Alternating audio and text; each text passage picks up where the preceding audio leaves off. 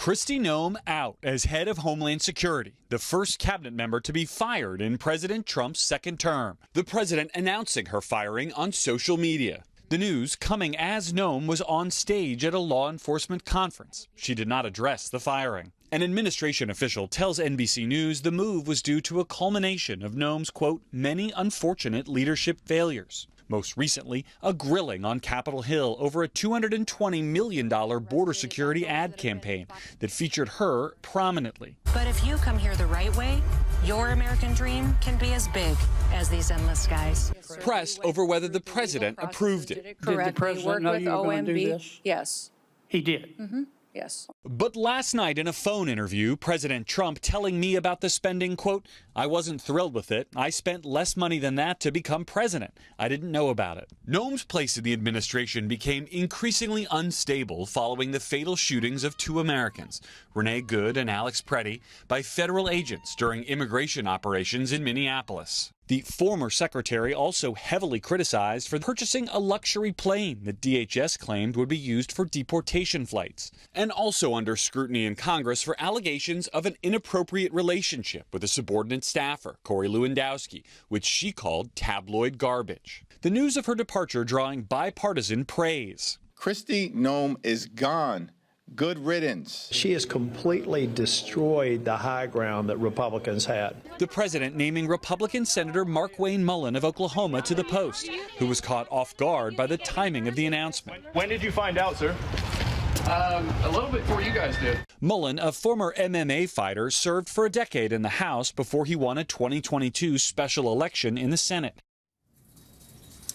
Noem responded to her firing with a social media post thanking the president for moving her into a new special envoy role and highlighting her work to secure the border.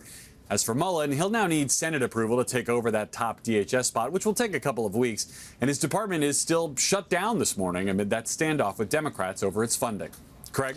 Garrett Haake starting us off from the White House there. Garrett, thank you. Let's bring in Kristen Welker now, moderator of Meet the Press. Kristen, good Friday to you. So Kristi Noem is out. The ouster, though, coming at a critical time for the administration and the Department as well of Homeland Security. Talk to us about what comes next, Kristen. Well, Craig, first, the focus will be on getting President Trump's pick to replace Noem. Senator Markwayne Mullin confirmed. You just heard Garrett talk about that.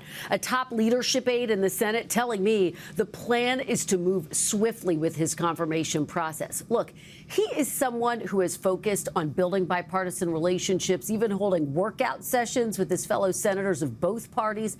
But to that other question, how will all of this impact Democrats partially shutting down the government over their demands that there are real changes to ISIS tactics? Well, one indication is the reaction from House Minority Leader Hakeem Jeffries, who says a change in personnel is not sufficient and there has to be a change in policy. So Craig and Laura expect that fight to continue.